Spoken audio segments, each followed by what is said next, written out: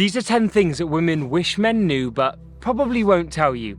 I've run this list through my girlfriend, she approves, so let's start with number 1. Foreplay starts way before the bedroom. How you show up in the day is how you usually show up in the bedroom. Without that sounding weird, sorry, we're already like a minute into this talking about that. Emotional connection is the most powerful form of intimacy. And the way you should think about it is emotional connection equals the foreplay. Right? The foreplay does not start as soon as you enter that bedroom, 5 minutes of foreplay. No, it's all about how you communicate with your partner day to day, the little things that you do day to day, taking them out on intimate dates and spending time with them, quality time with them, not just staring at a TV, actually going on dates and taking the effort to be present with your partner and understand and learn about the emotional connection that you two have. Number 2. Women are humans just like us, and they want to be treated the exact same way that we also want to be treated.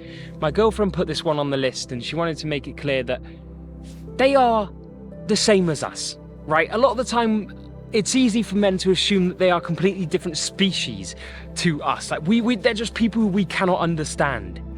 And vice versa, but if you really strip it down to what women will want and what men will want, it's pretty much the same. So whenever you go into a conversation with a woman, don't try and treat them as somebody who is completely different to you, because they're not.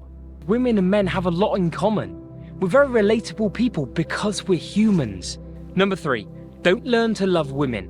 Learn to love your woman. The moment that you stop thinking, oh, what do women want, and really start understanding the woman in front of you, your relationship will go to another level. Now, I've made this mistake for the first 2 years of our relationship. I thought my girlfriend for the first 2 years literally thought the number 1 trait was me looking big, athletic, strong, muscly man. But actually, when I spoke to her, I found out that she didn't really care that much about that. She would prefer someone to be an emotional support for her, to be there when she's down, to have somebody to talk to. That was what she loved about me. Not going to the gym and being muscly, that was maybe 3rd or 4th on her list, which takes me nicely to number 4. Being physically fit means nothing if you aren't emotionally intelligent. You could be the strongest person in the gym, the most attractive person, get everyone's attention at first glance. But if you aren't able to control yourself emotionally, you shout at your partner, you get angry, you get frustrated, you don't communicate properly, you storm out when things get hard, then being physically fit unfortunately means nothing. You have to learn as a man to try and be physically and emotionally fit. Work on your mental as well, because that is so, so important. Number 5, women understand that it's not all men, but they don't know you yet, right? So you've got to understand that they are still going to take a little bit of caution. Don't take it personally. Unfortunately, there is a portion of men who do ruin it for the genuinely good people who have good intentions. And what you have to remember is every woman who doesn't know you, they are going into a new situation with someone who they don't know. Yes, your intentions might be great and you know that, but they don't know that yet. So don't take it personally if they take a bit of extra caution. Maybe on a first date, they don't want you to pick them up. Or maybe they don't feel comfortable yet inviting you to their house or being really open with you.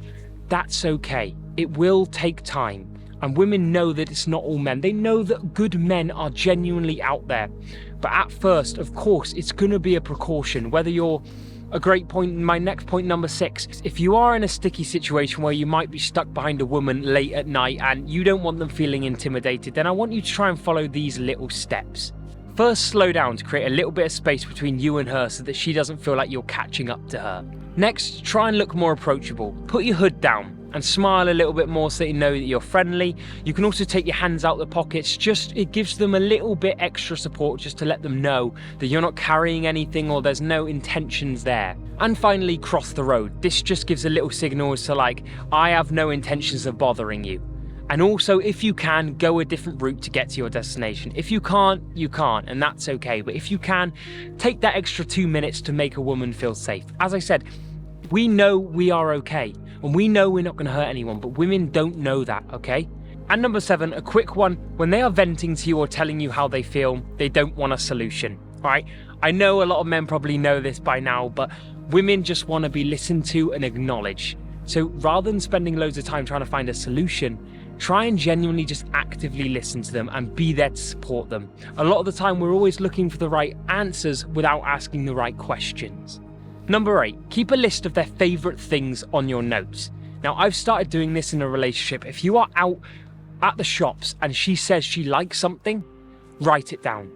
If you know that there's a brand that she uses and she loves, like whether that's a hair product, a makeup, in the shower, whatever it is, quickly go to their bathroom, write it down, if you can. If you don't have access to their bathroom, that's fine, but if you can, sometimes sneak off to the toilet, write down a couple brands so that you can help her on random days and fill it up for her on her birthday or Christmas. When you're thinking, God, what does she want? You can go, I remember all of the things that she said during the year because I've written it down on my notes. Us men are not the best at remembering things, all right? So this has helped me so much. It's coming clutch. You have to try it. And number 9, have just because days. Right? A lot of the time we wait for the big moments, the birthdays, the Christmas, the anniversaries to do big things. And that's great, but we also forget that the little things are really important as well. And do it just because, right? So I want you to think of something you can do, whether you have a partner, whether you have somebody that you like, and I want you tomorrow to do something just because. It could be a simple gesture. It could be so simple. Help clean their car, or buy something that they like, or buy them flowers just because. I did this recently with my girlfriend. She loves advent calendars, and it was November. It wasn't even advent calendar season, but I saw one and I thought that would be amazing. She absolutely loves Kinder. It's her favorite. So I bought her a nice advent calendar, and guess what? She used it before in December, but it doesn't matter. She didn't expect it, and it was like the best surprise. She's like, this is one of the coolest things you've got me ever. Now, number 10, always be honest about what you are looking for when you are dating or pursuing somebody. Now, this goes both ways, men and women, but it's very important that if you aren't looking for a relationship, or you're just looking for someone maybe to have fun with, that they are on the right path, right? The worst thing you can do is say to somebody, yeah, I'm looking for a relationship, I really want a relationship. You know you don't. And they get that hope, that false feeling that they might start pursuing you and dropping their barriers down, and you just disappear like this because you got what you want and now you leave. That's not masculine. All right, and as a woman as well, that's also not a good thing to do. You need to communicate straight away. If you are not looking for a relationship and they are on the same level and they know what they're getting into, then okay. But if you are looking for a relationship and you know they're looking for a relationship, you need to commit to that and actually give it a go. Because otherwise there will be feelings and people will get hurt, and that's not cool. If you enjoyed this topic, then we talk even more about relationships, dating advice, self-improvement in my free community, the Men's Wellness Club. My goal is to create the biggest community for men to vent and talk about their feelings and support each other. So I'll see you in there. Subscribe for more videos. Thank you very much.